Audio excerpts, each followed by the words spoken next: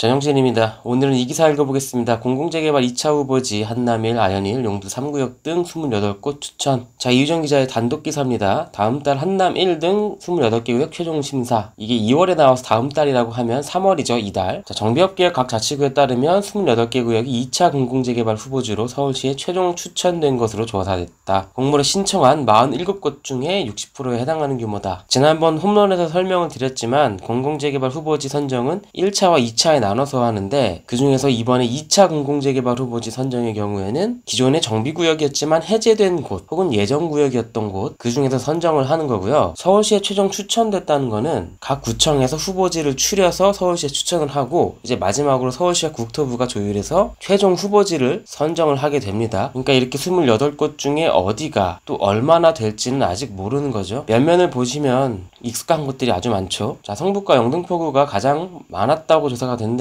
성북에선 성북 1, 장위 8, 장위 9, 성북 4구역, 영등포에선 신길 1, 밤동산, 신길 16, 도림동 이렇게 후보지로 올랐는데, 성북 1구역 같은 경우에는 여기죠. 한성등 입구역 북단에 이 정도가 성북 1구역이라고 보시면 되고요. 장위 8구역은 장인뉴타운 동측에 요곳, 장위 9구역은 맞은편에 여기라고 보시면 됩니다. 10구역, 11구역도 이렇게 있는데 이번에는 8구역, 9구역이 후보지로 추천이 됐고요. 자, 또 보시면은 용산구에서 한남 1구역 한 곳이 추천됐다. 사실 원효로 일가라든지 다른 곳들도 이번에 신청을 한 것으로 알려졌었는데 한남 1구역 한 곳만 추천이 됐습니다. 아시는 것처럼 한남 1구역은 여기죠. 한남 뉴타운 5개 구역 중에 유일하게 해제가 됐던 곳인데 이번에 공공재개발을 다시 추진하는 쪽으로 방향을 틀었습니다. 밑에 유엔사부지 개발도 있기 때문에 맞물려서 한남 3구역, 4구역, 5구역, 2구역까지 같이 개발이 된다면 아무래도 주변에 부촌이 많다 보니까 엄청난 시너지를 발휘할 수 있지 않을까 싶네요. 자, 그리고 마포에서는 아현 1, 대흥 5, 성동에서는 금호 23, 하왕십리 등이 이제 추천이 됐습니다. 아현 1이 아현 뉴타운과 이제 북아현 뉴타운 일대의 마지막 남은 알짜 땅이라고 하는데, 땅 모양이 이렇게 생겼어요. 여기가 아현 1구역이고 여긴 이따가 설명드리겠지만 공유자가 굉장히 많기 때문에 공공재개발을 갈 수밖에 없는 그런 상황이긴 합니다. 자, 그리고 강남권에서는 천호 1, 고덕 2-1, 고덕 2-2 이런 곳들이 최종 심사를 받게 됐다라고 나오는데, 제가 지난번 영상에서 설명을 드렸지만 단독주택 재건축을 추진하다가 무산이 됐던 것이고, 주민들이 개발 사업을 하면서 지분 쪼개기처럼 건축 허가가 굉장히 많이 이루어진 곳이라고 짚어드린 적이 있죠. 전수조사를 해서. 자, 이렇게 28개 구역은 3월 말에 열리는 국토부 서울시 합동 공공재개발 시범사업 후보지 선정위원회를 거쳐서 이제 최종 선정 여부가 결정이 됩니다. 1차 때는 8곳을 했는데 2차 때는 아마 더 많을 수 있어요. 왜냐하면 정부가 못 박았던 공급 목표가 있기 때문에, 공급 물량이 있기 때문에 거기에 맞추려다 보면 상당수의 옛 정비구역들이 공공재개발구역으로 포함될 수 있다는 거죠. 자, 아시는 것처럼 공공재개발은 이제 LH나 SH 같은 공공이 조합과 함께 시행에 참여하는 대신에 용적률 같은 인센티브를 주는 거죠. 그러니까 예를 들면 일반 분양을 100가구 할 수 있는 곳이면은 50가구를 공공주택으로 짓고, 임대주택 같은 그렇게 공공성을 높이는 대신에 용적률을 더 준다. 용적률이라는 개념은 거의 층수가 올라가는 개념이라고 보시면 됩니다. 아까 전에 말씀드렸던 공공재개발을 갈 수밖에 없는 곳이라는 건 어떤 의미냐면은, 지금 이 땅에 아파트를 짓는다면 1000가구만 딱 지을 수 있어요. 근데 벌써 조합원이 900명이에요. 그런 경우엔 일반 분양을 100가구밖에 못하기 때문에 사업성이 떨어질 수밖에 없죠. 그런 곳들은 용적률 인센티브를 받아서, 그러니까 층수를 더 높게 지어서, 다시 말하면 더 많은 집을 지을 수 있어야 수익률이 나오기 때문에 공공재개발로 갈 수밖에 없다. 그러니까 더 쉽게 말씀을 드리면, 기존의 지분 쪼개기가 굉장히 활발하게 이루어졌거나 아현 1구역처럼 공유자가 많은 곳들, 예를 들어 조합원 500명인데 공유 지분을 가진 분들까지 합치면 700명이 돼버리는 겁니다. 그분들한테도 다 새 아파트 줘야겠죠. 왜냐면 배제를 시키면 사업을 진행하는 과정에서 동의할 리가 없기 때문에, 그런 고민이 있는 곳들은 공공재개발, 용적률을 더 주는 공공재개발로 갈 수밖에 없다. 사실 정부가 그런 거를 좀 약간 계산을 하고 공공재개발을 내는 거예요. 자, 다른 기사를 잠깐 볼게요. 하지만 꼼꼼한 확인이 필요하다. 뭐냐면, 자, 2차 후보지, 이번에 선정된 2차 후보지는 사업 공모일인 작년 9월 21일로 권리산정일이 소급이 됩니다. 권리산정일이 뭐냐면 지분 쪼개기 금지일이라고 누누이 말씀드렸죠. 작년 9월 21일 이후 신축된 빌라를 매수하면, 그날 이후 건축허가를 받아서 지은 빌라를 매수하면 조합원이더라도 나중에 새 아파트를 받지 못하고 현금 청산을 할 수 있다는 겁니다. 자, 보통의 재개발구역이라면 구역 지정이 이루어지는 시점에 권리산정일이 함께 정해지는데, 공공재개발은 언제 구역 지정을 받게 되든지 후보지 공모일이 권리산정일로 앞당겨집니다. 이게 핵심 핵심이에요. 자, 권리 산정일 얘기는 지난번 영상에서 깊이 있게 다뤄봤기 때문에 오늘 더 언급을 하진 않고요. 그런데 뒷말도 나온다고 합니다. 그러니까 탈락한 곳들에서 나오겠죠, 아무래도. 자, 왜냐면 노후도 기준 같은 주거정비 지수를 맞추지 못했기 때문입니다. 자, 이 주거정비 지수라는 건 2015년에 생겼습니다. 2025 도시및 주거환경 정비 기본계획에서 들어왔는데, 문제는 기존의 2010 도시계획을 적용받는 성북 1구역 같은 곳들, 이런 곳들은 노후도가 좀 더 낮았지만 후보지 명단에 이름을 올렸고, 성북 5구역처럼 2025 도시계획을 적용받는 곳들은 주거정비 지수가 적용되기 때문에 이번에 기준을 못 맞춰서 후보지 추천이 안 됐다는 거예요. 이 내용의 핵심은 이겁니다. 자, 그럼 주거정비 지수가 뭘까요? 자, 이런 걸 주거정비 지수라고 하는데, 과거에는 자, 예를 들어서 주민 동의율이 3분의 2 이상이다 그럼 뭐 19점, 그리고 면적 기준 동의율이 뭐 비슷하다 그럼 또 9점, 노후도 같은 경우에는 동수와 연면적으로 따져서 또 점수가 들어가고, 도로 연장률, 이건 접도율이죠. 그러니까 도로를 접하지 않은 집이 많을수록 점수가 높아지는 구조입니다. 그리고 세대 밀도는 호수 밀도죠. 헥타르당 얼마나 많은 집이 몰려있느냐, 이것도 마찬가지로 밀도가 높을수록 점수가 높아지는 구조예요. 그러니까 정비가 시급하다는 의미입니다. 이렇게 해서 총점이 70점 이상이어야 주거정비지수제의 기준을 통과하는 개념이에요. 과거에는 주거정비지수가 없을 때는 노후도와 접도율, 호수밀도를 따져서 기준을 넘으면 통과를 했지만, 기사에서 설명하는 2025 도시계획을 적용받는 곳들은 저렇게 점수화해서 통과를 못할 수 있다는 거죠. 70점을 안 넘으면. 그러니까 일종의 꽈락이 있는 거예요, 시험으로 치면. 예를 들어서 다른 점수는 다 높게 나왔는데 연면적 기준 노후도에서 뭐 점수가 낮았다, 몇 점이 모자라다, 그래서 통과가 안 될 수도 있는 거죠. 자, 그래서 보시면 서울시는 연말로 예정된 2030 도시및 주거환경 정비 기본계획에서 이런 재개발구역 지정 요건 완화를 검토하고 있다라고 했습니다. 물론 아직 검토이기 때문에 확정된 건 아니고요. 개인적으로는 이번에 떨어진 곳들 같은 경우에 재개발을 추진하고 싶어도 사업성이 안 나온다면, 아까 말씀드린 문제로 사업성이 부족하다면 결국엔 이사대책에서 나왔던 공공 직접 시행 정비 사업까지 갈 가능성도 없지는 않을 것 같습니다. 자, 어쨌든 2020년 5월부터 나왔던 공공재개발 올해 초 1차 후보지를 선정한 데 이어서 이제 2차 후보지 선정을 앞두고 있고요. 최근에 공공자가 붙은 정부 정책이 너무 많이 나와서 좀 헷갈리는데, 이번 공공재개발 2차 후보지 선정이 끝나면 어떤 식으로든 유형의 통폐합이 있지 않을까 좀 추측해 볼 수 있을 것 같습니다. 추진하는 당국 입장에서도 너무 복잡하니까요. 자, 오늘은 다시 화두가 되고 있는 공공재개발 얘기 짚어봤고요. 다음 시간엔 더 좋은 기사로 돌아오겠습니다. 감사합니다.